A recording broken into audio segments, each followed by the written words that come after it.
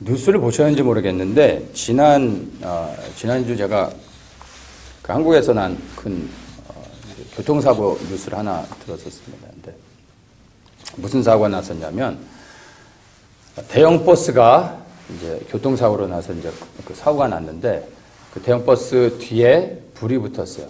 불이 붙어가지고 이제 뒤에서부터 타면서 이제 유독가스가 이제 막 그 버스 안에 이제 막 가득 채워지고 있는데 승객들이 뭐 크게 부상당한 사람 없이 이제 안전하게 다 이제 대피를 했습니다. 근데 버스 기사분이 그 핸들에 그 다리가 끼어가지고 그 기사분이 빠져나오지 못하고 있었어요. 다른 승객들은 다 이제 구조가 됐는데 그래서 그것을 이렇게 사람들이 보고 있다가 아무도 먼저 이렇게 들어가지 못하는 거예요. 버스에 이미 뒤에서부터 불이 붙어서 언제 터질지는 모르니까 유독가스가 이제 안에 막 들어가고 있어서 쉽게 이제 접근을 못하고 있는데 어떤 20대의 여성분이 직업이 간호사이시라고 했는데 그 여성분이 용감하게 그 버스 안으로 뛰어들어가서 옷에다가 물을 묻혀가지고 버스 기사분의 이제 그 호흡을 할 수 있도록 응급 조치를 취하고 이제 그분이 빠져나올 수 있도록 막 도우려고 하는데 이제 핸들이 이렇게 틀어져서 이제 다리에 끼어 있으니까 이제 여자 혼자 힘으로 이게 안 되는 거죠. 그래서 막 이제 그 구출을 못 하고 있는 상황인데 이제 그 여성분이 들어가서 혼자서 막 그렇게 하고 있는 걸 보고 이제 남자분들이 용기를 내서 이제 막 들어가기 시작한 거예요. 그래서 막 구조를 하고 있는 가운데 마침 지나가던 토잉차가 있었는데 그 토잉차가 사고 현장에 그걸 보고 그 앞에 차를 세우고 그 와이어를 핸들에다 연결해가지고 그 토잉차가 잡아당겨가지고 룸을 만들어서 그 이제 버스 기사분을 안전하게 그 남자분들이 그 이렇게 구출을 해냈습니다. 그래가지고 다 이제 버스에서 나온 다음에 한 약 3분 정도 시간이 지나고 나서 그 버스가 완전히 폭발을 했답니다. 근데 다행히 이제 모든 승객과 그 기사분까지 포함해서 아무도 생명의 지장을 뭐 이렇게 입은 분은 없고 이제 좀 부상을 입은 분들은 있었지만 그걸로 인해서 이렇게 큰 어떤 생명이 지장된 사고는 없었다고 합니다.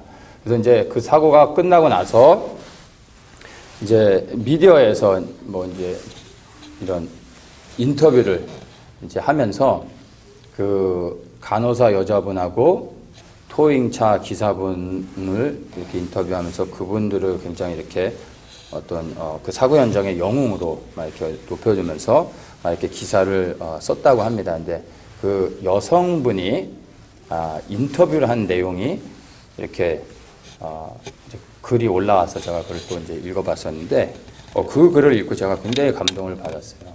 그 여성분이 뭐라 그러냐면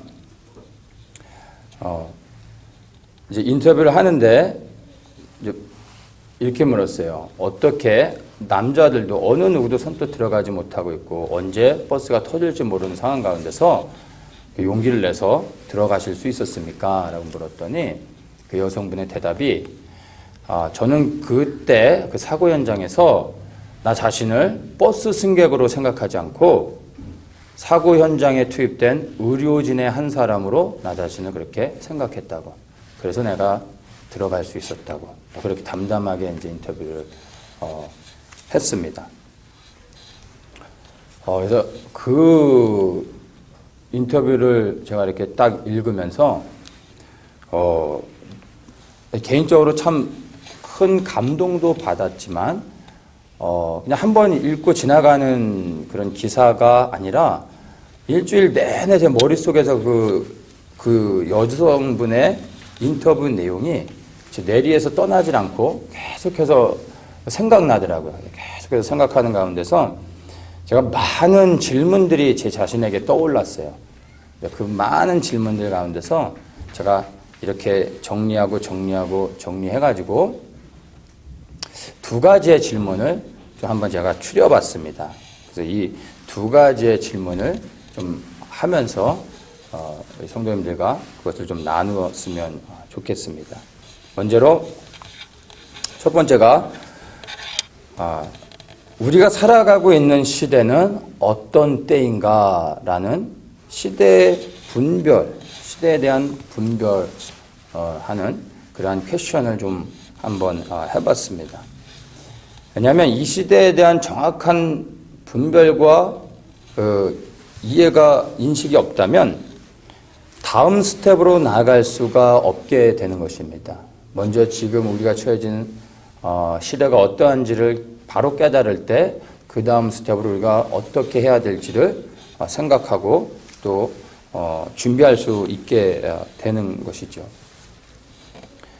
두 번째가 이 시대에 나는 나 자신을 누구로 인식하며 살아가고 있는가, 이 부분에 대해서 질문을 한번 해보게 됐습니다. 시대에 대한 분별이 되고 나면 그 다음으로 우리가 생각해야 되는 것이, 그러면 이 시대에 나는 누구인가, 이것이 아마 우리가 어떻게 살아가야 되는지에 대한 분명한 방향을 제시해 줄 수 있게 되는 것입니다. 우리 믿는 그리스도인들이 나를 누구로 인식하느냐가 시대를 분별하는 것보다 사실 더 중요한 것이죠, 사실은. 나 자신을 누구로 인식하느냐에 따라 수많은 영혼들을 주님께로 인도할 수도 있지만, 그렇게 하지 못할 때는 수많은 영혼들이 생명을 얻지 못하고 사망 가운데 떨어지고 그 영원한 지옥불에서 고통받을 수 있다는 것입니다.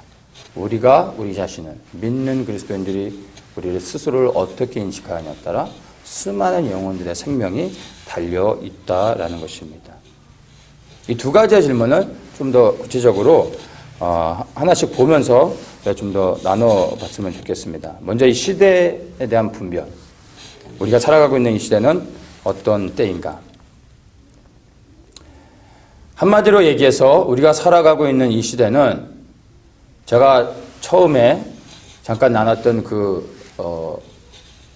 사고의 뉴스와 같이 우리는 지금 불붙은 버스를 타고 있는 동일한 어떤 이미지를 가질 수 있습니다. 저는 조금도 의심 없이 우리가 살고 있는 이 시대는 바로 불붙은 버스를 타고 있다라고 말할 수 있습니다. 제가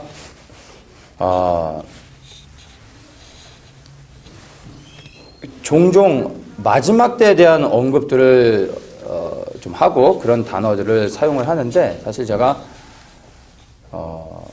그렇게 사용을 하지만 때로는 좀 그런 단어들을 사용하고 싶지 않을 때가 좀 있어요. 될 수 있으면 또 좀 그런 언급들을 하지 않으려고도 하는데, 제가 한 4, 5년 전만 해도 마지막 때와 관련해서 사회적으로, 정치적으로, 경제적으로 어떤 문화적인 흐름 안에서 또 어떻게 변화되고 있는지에 대해서 한 2시간 정도씩 자세하게 사람들에게 이제 그 시대에 대한 분별을 위해서 설명해주고 그런 때가 있었습니다. 그러면 사람들이 거기에 대해서 대부분이 다 동의를 해요. 왜냐하면 제가 거짓말하는 게 아니라 팩트를 가지고 설명해주기 때문에 거기에 대해서는 다 반응을 해요. 근데 그거를 다 듣고 나서 동의는 하는데 뭐라고 결론으로 대답하냐면, 그래서 어떡하냐, 결론은 그래도 우리가 살아야 되지 않느냐, 먹고 살아야 되지 않느냐, 이렇게 얘기를 해요. 제가 죽자고 얘기하는 게 아니거든요. 정말 살자고 이 시대에 대한 분별을 시간을 들여서 설명해 주는데, 결론은 육적인 삶 때문에 뭐 우리가 어쩔 수 없다라는 거죠. 그래도 우리는 살아야 되니까 여지껏 살던 방식대로 계속 벗어나지 못하고 살아갈 수밖에 없다고 얘기하는 거예요. 사실은 시대에 대한 분별, 이런 마지막 때에 관련된 많은 이야기를 하는 이유는 그것을 통해서, 시대에 대한 분별을 통해 결국엔 다시 복음 앞으로 나아가 생명 얻는 길은 오직 예수 그리스도밖에 없는 것입니다. 그래서 더욱더 이 시대에 대한 분별을 통해 그리스도께 나아가고자 바로 그것을 위해서 때에 대한 분별을 하라고 얘기를 해주는 건데, 시대에 대한 분별까지는 동의하고 이해를 하는데 결론은 그리스도를 향하는 것이 아니라, 그래서 더욱더 세상 가운데서 열심히 살아야 되겠다, 뭐 이렇게 돼버리니까 답답하더라고요. 그래서 어떤 사람들은 이 시대에 대한 분별에 대한 거를 몇 시간씩 들어서 얘기하지 않아도 그냥 한마디만 얘기를 해도요, 사람들이 그것들을 영으로서 깨닫고서, 그리고서 거기에 대해서 바로 영적으로 반응하고 하나님께 나아가는 사람들도 있습니다. 그래서 많은 정보들, 마지막 때 관련된 많은 정보와 그 어떤 그 이야기들을 한다고 해서 영적으로 깨어나는 것이 아니라 결국에는 예수 그리스도의 복음을 이야기해야 됩니다. 제가 그럼에도 불구하고 어쨌든 가끔씩 마지막 때에 대한 언급을 할 수밖에 없는 게, 이미 그런 것을 듣고 깨달으신 분도 깨어나신 분도 있지만, 그런 이야기들을 할 때 오늘 비로소 깨닫고 인식하며 시대에 대한 분들을 통해 그리스도를 향하는 사람들이 있기 때문에 지속적으로 계속해서 이 마지막 때에 대한 언급을 어쩔 수 없이 할 수밖에 없다라는 것입니다. 근데 제가 간단하게 다시 한번 이 시대가 어떠한지에 대해서 좀 나누겠습니다. 얼마 전에 제가 그 페더럴 리저브 뱅크에서 리서치에서 이제 발표했던 것을 워싱턴 포스트인가 신문에서 이제 읽었는데, 거기서 이제 조사한 것으로 이렇게 말합니다. 미국인의 76 밀리언이니까 7,600만 명이 되나요? 상당히 뭐 절대 과반의 수죠. 미국 국민의 과반의 이상이 지금 현재, 우리가 살고 있는 지금 현재 시간을 말하는 겁니다. 재정적으로 굉장히 어려운 그 시기를 지나가고 있다라고 지금 발표를 했습니다. 과반수 이상.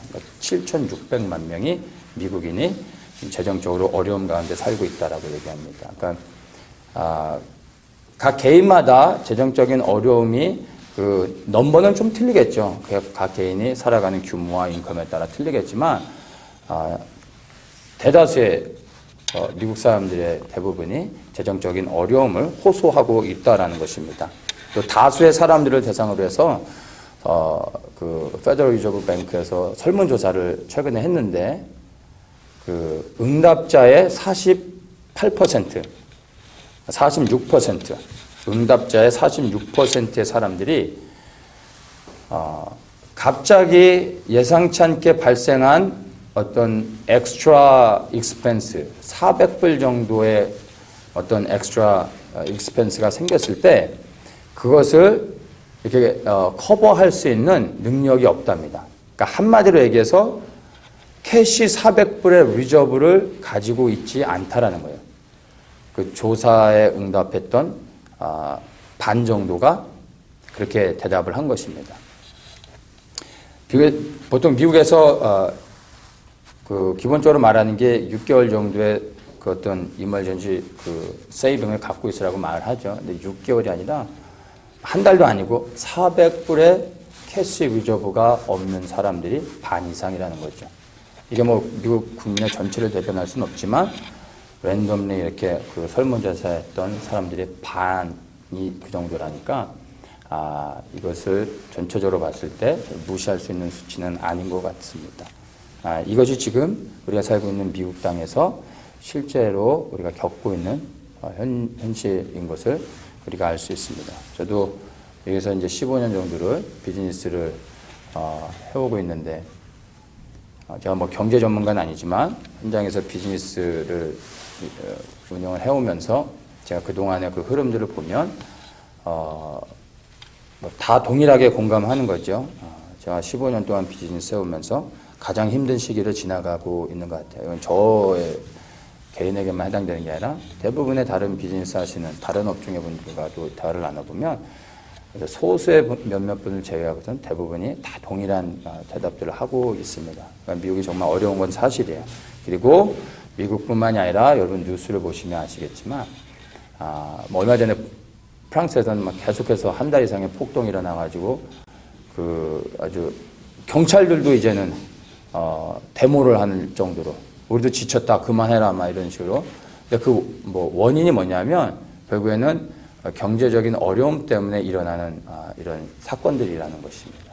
이게 전 세계적으로 지금 다 동일하게 그런 일들이 일어나고 있고요.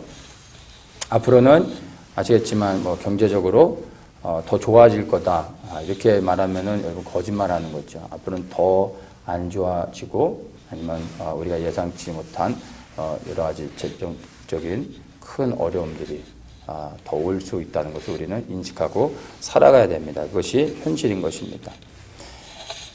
이틀 전인가요? 제가 새벽 1시쯤에 이렇게 말씀을 이제 준비하고 있었는데 지진이 왔어요. 한 1초 이상 아주 크게 흔들렸어요. 제가 앉아있는데 온몸이 아주 그냥 춤을 추듯이 이렇게 크게 흔들렸어요. 그래서 제가 깜짝 놀라가지고 지진이 멈춘 다음에 2층에 올라가서 세 분의 여자분을 살펴봤더니 각 방에서 세워라 모르게 주무시고 계시더라고요. 그래서 다시 내려왔는데 아침에 일어나서 뉴스를 봤더니 새벽 1시 20분쯤인가 샌디에고 지역에서 이제 5.2의 지진이 일어났습니다. 거기서 또 지진이 일어났는데 여기서까지도 우리가 이제 느낄 수 있었고 많은 분들이 아마 느끼셨을 텐데 다 아는 거지만 캘리포니아는 이제 언제인지는 우리가 알 수 없지만 B구원이 온다라고 다 지진 전문가들이 예상하고 있고 또 우리가 지금 이제 보면 불과 5년 전까지만 해도 그런 큰 뉴스들이 없었는데 지진과 화산 폭발에 대한 뉴스들이 이제는 일상이 돼버렸어요. 그렇죠? 그냥 하루 걸러 한 번 소식이 날 정도로 너무나 많은 지진과 화산 폭발 예전엔 듣지 못했던 일들이 세계 곳곳에서 일어나는 것을 뉴스를 통해서 듣습니다. 이런 걸 들을 때 우리가 나와 상관없는 이야기가 아니라 이걸 통해서 우리가 또 분별할 수 있어야 되는 것입니다. 또 지금 6월 중순인데 캘리포니아에서 이렇게 추워도 되는 건지 싶을 정도로 정말 날씨가 너무 추워요. 근데 이 날씨, 기상과 관련해서는 우리가 늘 듣는 이야기가 뭐죠? 뭐 어떤 새로운 단어들이 나오죠. 이 몇십 년 만에 그 처음으로 엄청난 폭우가 있었다. 어디선 또 폭염이 있었다. 그리고 또 이런 새로운 전염병이 발생해가지고 지금 막 굉장히 심각하다. 하여튼 막 이런 여러 가지 이야기를 듣습니다. 그렇죠? 근데 앞으로는 이런 것들이 더욱더 가속화되고 심해진다라는 것을 우리가 또 알 수 있다라는 것입니다. 자, 이런 것들이 제가 구체적으로 다 얘기하지 않아도요. 이미 우리 모두가 다 인식하고 있는 부분입니다. 근데 이러한 지금 제가 간단하게 나눴던 이러한 것들이요. 이미 성경 속에서 다 주님의 재림의 시기에 가까이 왔을 때 세상에 어떠한 일이 일어날지에 대한 징조와 사인에 대해서 예수님이 직접 말씀해 주셨던 것입니다. 그렇죠? 제가 나누지 않은 여러 가지 세계 정세 가운데 이제 전쟁의 위기나 다른 여러 가지 사건들도요. 이미 예수님께서 성경에서 구체적으로 제자들에게 말씀해 주셨던 부분입니다. 그래서 이런 것들을 가지고 우리가 분별을 하면서 지금 주님의 재림이 얼마나 가까이 왔는지에 대해서 우리가 시대를 분별하면서 이제 이 시대에 정말 우리가 어떻게 준비되어야 될까 이것에 초점을 맞춰야 됩니다. 근데 어떤 분들은 이런 징조를 들을 때 두려워하는 사람들이 있습니다. 근데 이 두려움에서 멈추면 안 되고 이것이 하나님을 알지 못하는 사람들에게는 두려움 소식이 되겠지만 우리같이 예수 그리스도를 믿고 복음만 해서 거듭난 사람들은 이제 주님이 이러한 징조들을 통해서 우리에게 소망이 될 수 있는 건 이 사건이 지난 다음에 예수 그리스도께서 다시 오신다라는 그 소망이 있기 때문에 고난과 어려움이 다가오지만 우리가 이 가운데서 기뻐하고 소망하며 즐거워하고 주님의 재림을 기다릴 수 있다라는 것입니다. 이것이 바로 믿는 자의 마지막 때를 살아가는 그 삶의 태도라고 말할 수 있습니다. 그래서 예수님이 말씀하시기를 이런 일이 되기를 시작하거든 일어나 머리를 들라 너희 구속이 가까이 왔느니라 말씀하셨죠. 바로 이 사건이 이러한 사건들이 우리를 두렵게 하는 거 아니라 그 사건 뒤에 오실 그리스도로 인해서 우리가 소망하며 주님의 재림을 더욱더 기다릴 수 있는 게 바로 믿는 자의 능력이 되는 것입니다. 그래서 이 시대에 대한 분별은 다른 것이 아니라 바로 예수 그리스도를 향하게 하기 위한 사인이라는 것입니다. 그래서 이 시대에 대한 분별이 굉장히 중요합니다. 이 시대에 대한 분별은 뭐 간단하게 나눴지만 여기 계신 분들이 다 동의하고 그 부분에 대해서는 뭐 큰 이견이 없을 걸로 압니다. 우리가 살고 있는 이 시대를 분별하면서 정말 얼마나 그리스도의 재림에 가까운지를 우리가 깨닫는 가운데서 이제 곧 오실 그리스도를 향해서 그러면 시대를 분별했을 때 이제는 우리가 이제 우리 자신을 어떻게 그리고 누구로 인식하며 준비해야 되는지를 한번 나눴으면 좋겠습니다. 나는 나 자신을 누구로 인식하며 살아가고 있는가? 나에 대한 인식, 곧 올바른 정체성을 갖는 것은 굉장히 중요합니다. 이것이 바로 되어질 때 내가 무엇을 어떻게 어디서 할 수 있는 무엇을 해야 되는지에 대해서 정리가 될 수 있기 때문입니다. 내가 나를 어떻게 나에 대한 정체성을 갖느냐에 따라 내가 버스 승객이 될 수도 있고요. 그리고 사고 현장에 투입된 의료진이 될 수도 있는 것입니다. 버스 승객도 나고요. 의료진도 나입니다. 이것은 나의 선택입니다. 우리가 원하는 것을 선택할 수 있습니다. 내가 버스 승객이 되기로 하면 승객이 되는 거예요. 버스 승객은 뭐죠? 고객이에요. 사고 현장에서 보호를 받아야 되는 사람이에요. 피해자죠. 자기의 권리를 주장할 수 있습니다. 우리는 이 자리에 머물러 있을 수도 있습니다. 근데 의료진이 된다라고 결정을 하는 순간 여러분 그 사고 현장에 투입된 의료진이 됐을 때 여러분 그 사고 현장에서 당할 수 있는 여러 가지 위험과 그리고 사고들에 대해서 인식하며 그것들을 감안하고 그리고 그것들을 대한 모든 책임을 내가 스스로 질 수 있어야 된다라는 것입니다. 근데 내가 버스 승객으로 남아있을 것이냐 아니면 의료진으로 나 자신을 선택할 것이냐에 따라 천하보다 귀한 하나님의 영혼들, 하나님 택한 그 영혼들이 생명을 얻을 수도 있고 그렇지 않을 수도 있다라는 것입니다. 바로 믿는 자의 선택에 따라 영혼들의 생명이 달려 있다라는 것입니다. 성경을 통해서 하나님의 백성들을 누구로 어떻게 부르고 계신지를 출애굽기를 통해서 한번 좀 봤으면 좋겠습니다. 하나님께서 이스라엘 백성들, 히브리인들이 애굽에서 바로의 권세 아래 애굽의 노예로 살아가고 있을 때 출애굽기 7장에 보면요. 모세에게 하나님이 말씀하실 때 히브리인들을 뭐라고 부르시냐면 내 백성, 내 군대, 내 백성 이스라엘 이렇게 말씀하십니다. 그렇게 언급하시면서 그들을 그 땅에서 인도해내라 라고 모세를 부르시며 명령하시는 것입니다. 출애굽기 7장에서 처음으로 이스라엘 백성을 향하여서 하나님이 그들의 정체성을 말씀해 주는 것입니다. 그런데 그들에게 무엇을 먼저 말씀하시냐면 내 군대라고 말씀하세요. 내 군대, 내 백성 이스라엘. 이스라엘이 하나님의 백성입니다. 근데 그 하나님의 백성의 정체성을 하나님이 뭘로 선포하시냐면 군대라고 하는 겁니다. 여호와의 군대라고 그들을 애굽의 노예로 있는 상태에서 그들을 군대라고 먼저 하나님이 부르고 계시다라는 것입니다. 그게 이스라엘의 정체성인 것입니다. 근데 이게 바로 믿는 우리들의 정체성이기도 한 것입니다. 이것은 이스라엘을 출애굽시키시는 하나님의 의도가 담겨져 있는 말씀인 것입니다. 하나님께서 이제 그들을 하나님의 군사로 사용하기 위해서 애굽에서 구원해 내십니다. 자, 그리고 이제 가나안에 그들을 보내시는 거죠. 그 땅에 하나님의 거룩하게 구별해 놓으신 그 가나안 땅에 이미 악한 자들이 그 자리를 차지하고 하나님을 대적하며 악을 행하고 있었어요. 그래서 하나님께서 이스라엘이라는 하나님의 군대를 일으켜서 하나님의 공의를 그 땅에 실현하고 그 땅 가운데 하나님의 나라를 세워 깃발을 높이 들고 열국의 나라들이 그 하나님의 나라에 와서 생명을 얻게끔 하기 위해 하나님께서 이스라엘을 군대로 부르셔서 그 땅에 보내시는 것입니다.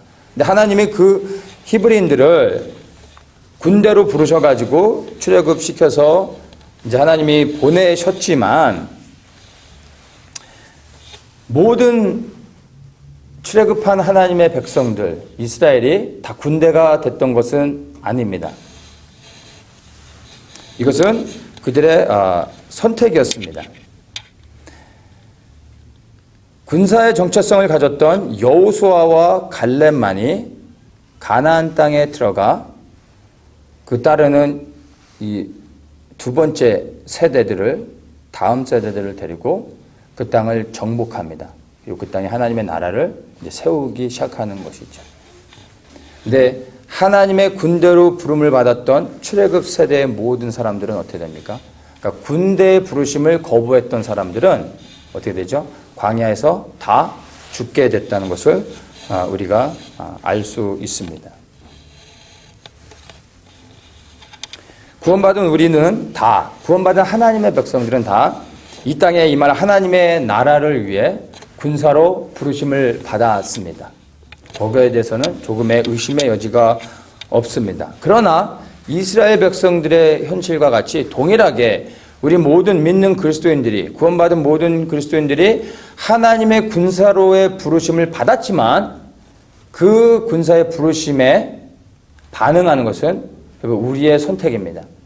군사가 될 것인지 아니면 군사가 되지 않고 그냥 하나님의 백성으로 남아있을 것인지는 우리의 선택이라는 것입니다.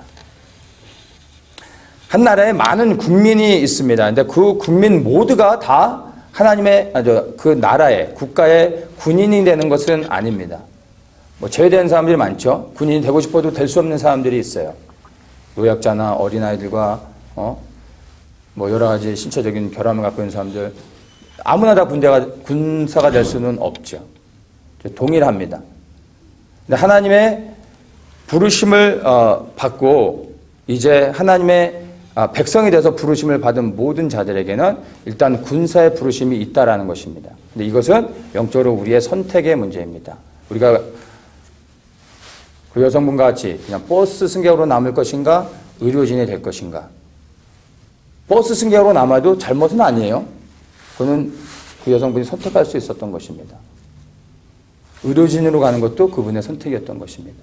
우리가 그냥 하나님의 백성으로 남는다라고 하면 우리는 방공으로 피하는 것입니다. 대피소로. 전쟁이 있다면. 그런데 하나님의 군사에 부르신 가운데 기꺼이 나아간다면 어떻게 하죠? 전쟁이 시작됐을 때 대피소로 가면 안 되는 거죠. 전쟁터로 나아가야 되는 것이죠. 그것에 대한 책임을 우리가 또한 져야 된다는 것을 알아야 됩니다. 그런데 우리 모든 믿는 자들이 구원받은 하나님의 백성들이 영적으로 강건하여져서 믿음의 분량이 장성한 성인으로서 성장한다면, 그렇게 했다면 하나님의 부르심, 군사의 부르심 가운데 우리는 반응하며 나아가야 되는 것입니다. 그렇지 않으면 거기에 대한 책임을 져야 되는 것입니다. 출애굽한 1세대 가운데서 20세 이상의 전쟁에 나갈 수 있었던 모든 사람들을 하나님이 군사로 부르셨습니다. 근데 그들이 그 부르심 가운데 실패했을 때 그들이 다 광야에서 죽게 됐던 것이죠. 근데 그 출애굽할 때 그 부모의 손을 붙잡고 따라 나왔던 어린 자녀들은 거기에 대한 책임이 없습니다. 왜냐하면 군사로 부르지 않았기 때문에. 그것을 감당할 어떤 그 준비가 안 됐기 때문에. 그렇죠? 그래서 광야 40년을 통해 하나님의 군사의 부르심을 실패했던 1세대들은 다 죽지만 그 기간 안에 또 새로운 세대들이 하나님의 군사로서 준비되어져 이제 가나안에 들어가게 됐던 것을 우리가 볼 수 있습니다. 영적으로 우리가 성장해서 주님이 우리를 군사로 부르시는 것에 대해서 반응하면서 나아가는 것이 참된 그리스도인들의 신앙의 모습이라는 것을 분명히 말씀을 드리고 싶습니다. 성장하십시오. 그 성장을 통해 부르심 가운데 나아가는 그런 군사가 되시기를 예수님의 이름으로 축복합니다. 그렇다면 군사에 대한 그 어떤 내용들을 성경에서 뭐 많이 이야기하고 있지는 않은데 디모데후서 2장에 보면 간략하게 그 군사에 대한 말씀을 사도 바울이 하고 있습니다. 디모데후서 2장 3절과 4절을 한번 제가 읽겠습니다. 내가 그리스도 예수의 좋은 군사로 나와 함께 고난을 받을지니 군사로 다니는 자는 자기 생활에 얽매이는 자가 하나도 없나니 이는 군사로 모집한 자를 기쁘게 하려 함이라. 예수의 좋은 군사라는 이제 얘기를 하는데 결론적으로 예수의 좋은 군사가 되기 위해서는 예수의 좋은 군사는 바로 군사로 모집한 자를 기쁘게 하는 자라고 말씀하고 있습니다. 좋은 군사는 예수의 좋은 군사는 누구죠? 하나님을 기쁘시게 하는 자가 좋은 군사인 것입니다. 자, 그렇다면 이 좋은 군사 그리고 하나님을 기쁘시게 하는 군사가 되기 위해서는 여기 지금 이 본문 내용을 가지고서 보면 두 가지를 우리가 발견할 수 있습니다. 첫째는 예수를 위하여 고난받는 자가 좋은 군사라고 말하고 있습니다. 이것을 한번 보겠습니다. 예수를 위하여 고난을 받는 사람이 좋은 군사라고 말하고 있는데 이것은 얼마나 많은 고난을 받느냐를 얘기하는 것이 아니라 이러한 고난 가운데서도 그리스도를 위하여 순종하며 그분을 신뢰하며 끝까지 그 부르심 가운데 나아갔느냐 이것을 말하는 것입니다. 얼마나 많은 고난을 받았느냐가 좋은 군사의 척도가 아니라 고난 가운데서도 변치 않고 부르심 가운데 충성스럽게 순종하며 사명을 감당하는 자, 그것이 좋은 군사라는 것을 우리가 여기서 분별해내야 됩니다. 사도 바울은 복음을 전하다가 매도 맞고 옥에 갇히고 또 돌에도 맞고 뭐 수도 없이 죽을 고비를 넘겼었습니다. 그런데 그 많은 복음을 전하는 일 때문에 당했던 많은 고난을 받았음에도 불구하고 그가 이제 마지막 로마로 이송되는 그 상황 가운데서 그가 선포했던 게 있죠. 나의 달려갈 길과 주 예수께 받은 사명, 그 하나님의 은혜의 복음 증거하는 일을 마치려면은 나의 생명을 조금도 귀한 것으로 여기지 아니하노라. 이게 사도 바울의 고백이요, 그의 결단이었던 것입니다. 이게 바로 우리의 고백이 되어야 하는 것이고 바로 좋은 군사의 다짐이 되는 것입니다. 많은 고난이 중요한 게 아니라 부르신 자리에 어떠한 상황에도 불구하고 변함없이 충성스럽게 그 자리를 지켜내는 것, 그게 좋은 군사의 삶이 되는 것입니다. 오늘날 이 마지막 때에 우리가 살아가고 있는 시대의 전쟁은요, 나아가 싸워서 정복하는 전쟁이 아닙니다. 전쟁은 이미 끝났습니다. 예수 그리스도께서 사단의 머리를 밟으셨습니다. 지금 우리가 이제 싸워야 되는 전쟁은 지켜내는 전쟁입니다. 무엇을 지켜내느냐? 우리 믿음을 지켜내는 전쟁입니다.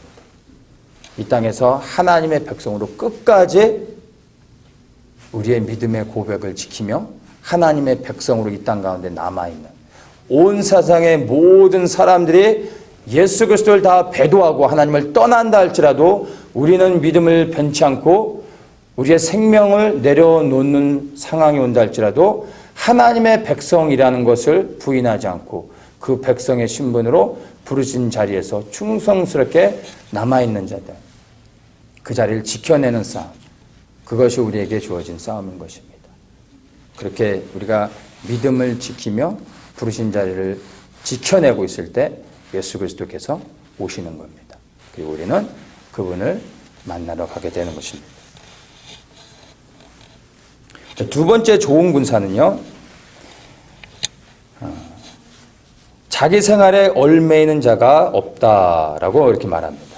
좋은 군사는 자기 생활에 매이지 않는 사람입니다. 이것을 반대로 얘기하면 좋은 군사는 예수 그리스도께만 매여 있는 사람이라는 얘기입니다. 이 말은 다시 바꿔서 얘기하면 나를 위해 살지 않고 예수 그리스도를 위해 살아가는 사람이라고 말할 수 있는 것입니다. 사도 바울이 또 그런 고백을 했죠. 우리 중에 누구든지 자기를 위해 사는 자 같고 자기를 위해 죽는 자도 없도다. 우리가 살아도 주를 위하여 살고 죽어도 주를 위하여 죽나니 그러므로 사나 죽으나 우리가 주의 것이로다. 이 고백, 바로 이것이 바로 내 삶의 현장 가운데서 우리 믿는 하나님의 백성들 또한 군사들의 믿음의 선언문이 되어야 하는 것입니다. 군인이 국가에 대한 충성심이 없으면 진정한 군인이 될 수 없습니다. 왜냐하면 군인은 어떤 국가의 위기의 순간이 왔을 때 국가를 지키기 위해 때로는 생명을 걸어야 되는 그러한 현장으로 갈 수도 있습니다. 근데 국가에 대한 충성심이 없이는 그 일들을 감당할 수 없게 되는 것이죠. 그래서 이 하나님의 군사로 부르심을 받은 모든 자들은요, 무엇보다 예수 그리스도 안에 예수 그리스도를 향한 그 충성심, 바로 주님을 사랑하고 그 사랑 때문에 그리스도께서 명령하시고 말씀하시는 모든 것에 생명을 걸 수 있는 그러한 것들이 반드시 준비되어져야 됩니다. 이 충성심은 무엇으로 증명할 수 있을까요? 생명을 드리는 것을 통해, 나를 위해 사는 것이 아니라 그리스도를 위해 사는 것을 통해 그 충성심을 증명할 수 있다라는 것입니다. 예전에 이제 미국 이제 특수부대원들의 활약을 그린 어떤 그 전쟁 영화를 제가 본 적이 있는데, 좀 과장되긴 하지만 이제 특수부대 요원들 가운데 한 명이 이제 결혼을 했어요. 그래서 결혼식을 하고 있는 중간에 이제 긴급 호출이 왔어요. 즉시 출동해야 되는 상황인 거예요. 결혼식 하다 말고 야, 출동이야. 그러니까 이제 결혼식 하다가 신부한테 빠이빠이 하고 다 가더라고요. 좀 과장되긴 했지만, 근데 그것이 우리에게 시사하는 바가 있어요. 정말로 국가의 부름 가운데 충성스럽게 그 사명을 그리고 그 임무를 감당하는 특수부대원들이라면, 정말 위급한 상황에 국가가 호출하면 어떠한 상황 가운데서도 가야 되는 것입니다. 저 몸이 아파서 저 이번엔 출동을 못 하겠는데, 이거는 이제 일반 보병은 할 수 있겠죠. 근데 이제 특수부대는 못 하는 거예요. 그렇죠? 네. 특수부대원들은 내 컨디션과 상관없이 내 기분과 감정과 내 가족의 형편과 상황과 그 어떤가 상관없이 국가가 부르면 목숨 걸고 가고, 그 임무가 수행할 수 있느냐 없느냐 이게 중요한 게 아니라 무엇을 내게 명령했느냐를 보고 그 명령을 생명 걸고 하는 것입니다. 그게 이제 특수부대가 되는 거죠. 네, 근데 그것이 바로 하나님의 군사로 부름받은 우리 모든 그리스도인들에게도 동일하게 적용된다는 것입니다. 내 생활에 매이지 않는다는 것은요, 단순히 약간의 어떤 불편함을 감수하고 주님을 따르겠다라는 정도가 아니라 목숨을 걸고 따라야 된다는 것입니다. 그런데 사실 이렇게 할 때 우리의 생명을 우리가 지킬 수 있습니다. 우리의 영생을 우리가 지킬 수 있는 것입니다. 여기에 비밀이 있습니다. 우리의 육의 생명을 지키는 것이 아니라 우리의 영의 생명. 그리스도께 충성스럽게 순종할 때 우리의 육은 죽을 수 있지만 우리의 영생은 얻을 수 있다는 것입니다. 끝까지 주님 앞에 충성할 때 주님이 우리의 믿음을 지켜주시고 끝까지 주님을 믿는 믿음 안에서 흔들림 없이 세워질 수 있도록 성령님이 우리를 붙잡아 주신다는 것입니다. 주님을 위해 충성스럽게 살아갈 때. 그래서 버스 승객으로 남는 것보다 불붙은 버스에 들어가는 것이 우리의 영생을 얻는데 더 안전한 축복이 될 수 있다는 것을 제가 자신 있게 말씀드릴 수 있습니다.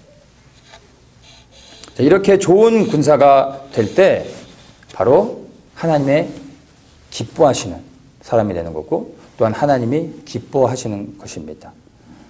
우리의 왕이신 하나님께서 우리가 그분을 섬기는 것만으로도 영광스러운데 우리가 섬기는 그 섬김을 통하여 그분이 기뻐하신다면 여러분 이것보다 더 큰 가문의 영광이 어디 있겠습니까? 우리가 그분을 섬겼는데 그분이 우리를 알아줄 뿐만 아니라 우리로 인하여 그분이 기뻐하시며 즐거워하신다면 여러분 이것은 우리에게 있어서 최고의 영광이 되는 것이죠. 바로 우리가 그분을 기쁘시게 할 수 있다라는 것입니다. 말씀을 맺겠습니다. 우리는 불붙은 버스를 타고 있는 시대에 살고 있습니다. 우리가 버스 승객이 되기로 결정하면 나 한 사람의 생명을 구원하는 것에서 끝납니다. 그리고 그렇게 남는다 할지라도 어느 누구도 우리를 비난하지 않을 것입니다. 왜냐하면 우리는 버스 승객이니까. 그러나 하나님은 이 시대에 누구를 찾고 계실까요? 버스 승객 가운데서 그 여성분과 같이 나는 승객이 아니라 의료진이 되겠습니다라고 결정하는 순간 그 여인은 불붙은 버스에 언제 버스가 터질지 모르지만 들어가는 겁니다. 그랬더니 한 영혼을 구원하게 됐죠.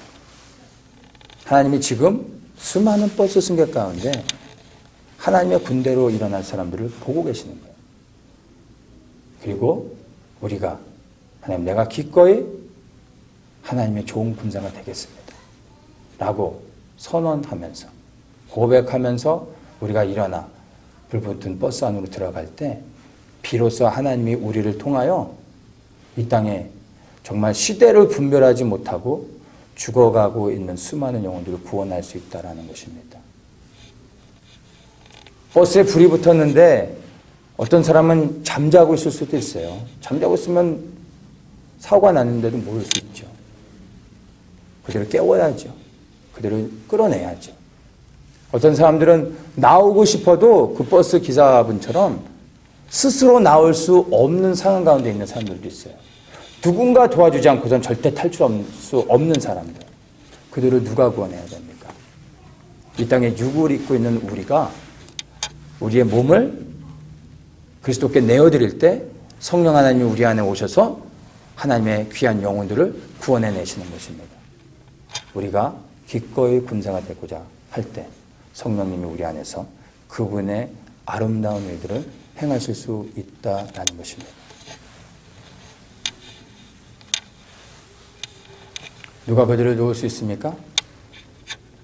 다시 한번 말씀드립니다.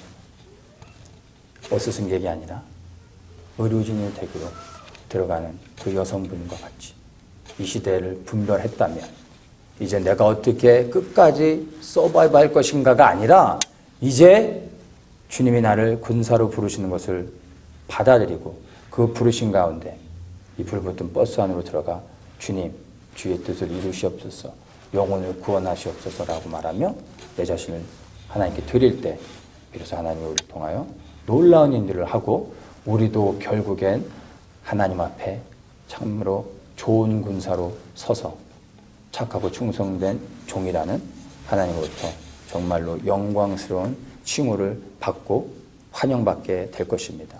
바로 하나님 앞에 서는 그 순간까지 군사의 부르신 가운데 당당히 나아가서 우리를 통하여 수많은 영혼들이 구원되기를 간절히 소망하고 또한 축복합니다.